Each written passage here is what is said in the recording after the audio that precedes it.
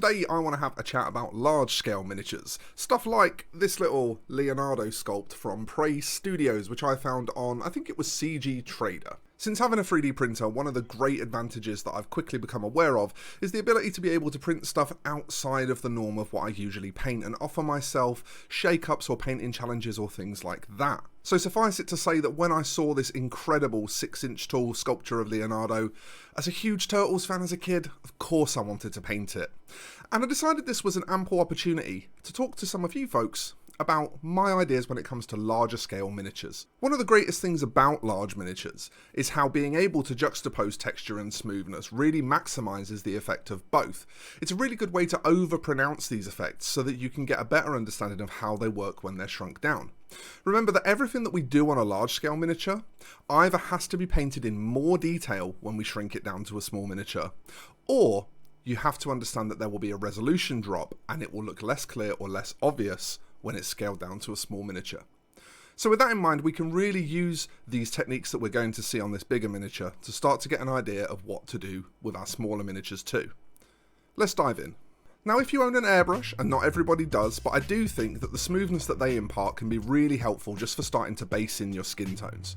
Obviously, just remember to start off dark, and then work your way through a nice mid-tone until you get to something that you like and that you're happy with and that you think represents the sort of skin tone that you're going for. However, as a word of warning, I'd try not to go too bright in the airbrushing stage, because whilst the airbrush and its associated smoothness is great, there are very few things that beat a traditional brush for pushing in texture. And when we get to our sort of highest part of highlights, that's where it really starts to become fun to play with texture. Now, I do tend to like to take my texture a little bit too bright if I can help it, because I know that I'm going to be filtering some other stuff over the top of it afterwards.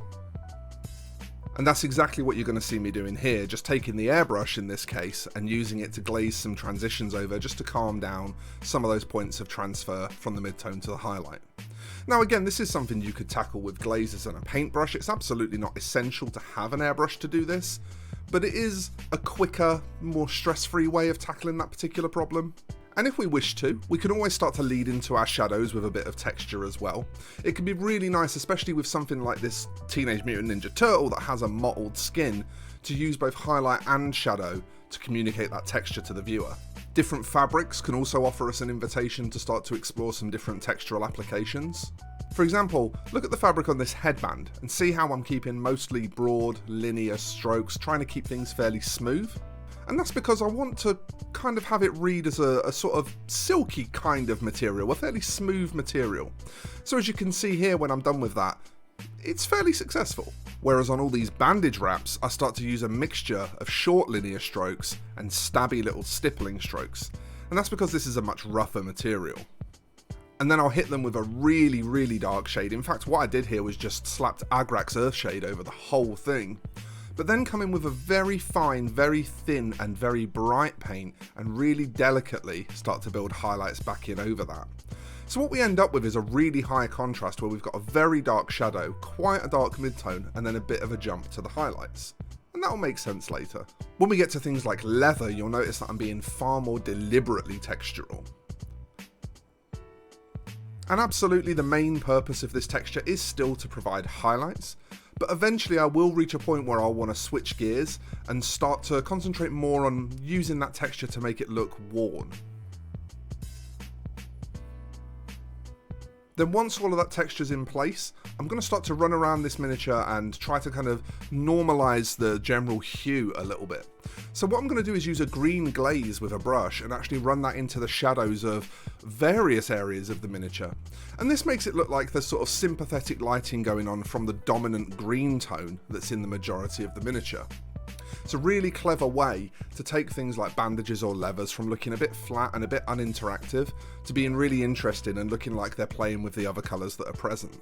When it comes to the front shell here, I'm kind of using the opposite approach this time. I'm going to be layering lots of green and brown glazes over first and then texturing over the top of those. And then on the back shell, we kind of get to combine both ideas into a process with a few stages. So the first thing I'm going to do is just lay down rough textured base coats. And then as I want to start introducing the patterning to the shell, I'm going to lean on texture again for that. Then I'll lay a filtering glaze over the whole thing to normalize it, again like we did with the shading on the main parts of the bandages and the leather, just to try and sort of bring it more in tone with the rest of the miniature. And then I'll start to pull in lots of smooth glazes and washes to localize some color changes around different parts of the shell. Once I'm happy with all of that, and I think that there's a good representation of different colors and visual interest going on, I'll then start to use some texture over the top again to represent wear and tear. Okay, so from there, I'm going to actually skip ahead at this point because most of what I do now to the rest of the miniature is stuff that I've already shown you, just on different areas of the miniature. Okay, and with Mr. Shy Shaky trademark camera work, here is our revealed Ninja Turtle, our Leo. I think this is a very interesting way to demonstrate how important the juxtaposition of texture and smoothness can be, and how you can have both of those things in a workup and still create a unified look. This is something that's kind of signature to my painting style. If you remember the Raldoran, the Blood Angels captain from the Horus Heresy that we painted fairly recently, that was a really good example of my display painting style, where there was some very smooth blends on the armour, but then there was lots of texture included in other areas, things like the stone around the base, and some of the NMM was quite textural as well. And I think it's quite important to understand how these larger scale miniatures can relate to the smaller things that we paint, and the cool stuff that we can transfer from one to the other. So yeah, my recommendation would be, if the opportunity arises, grab something large scale, have a go at it, and see what you learn, and then see how you can apply that to smaller miniatures. I had a really great time with this, and actually at the time of recording this, I've decided to sell this miniature because I think it's a nice display piece for somebody to have on their countertop. So at the time of recording, this hasn't sold just yet, but if you think you might be interested in it, feel free to get hold of me on social media. And that's really about all I've got to say about large scale miniatures just this second. So if you liked the video, don't forget to hit that thumbs up button to let me know you liked it. You can of course also subscribe to the channel, you can enable notifications, that kind of thing, and you'll be able to stay up to date on what I'm doing here on YouTube. If you really love the content and want to support it, check the links in my description where you'll find my affiliate links, my social media links, and my Patreon where you can support the channel directly. So thanks for watching everyone, I'm going to get out of here for now, but I will see you in the next one. Bye bye for now.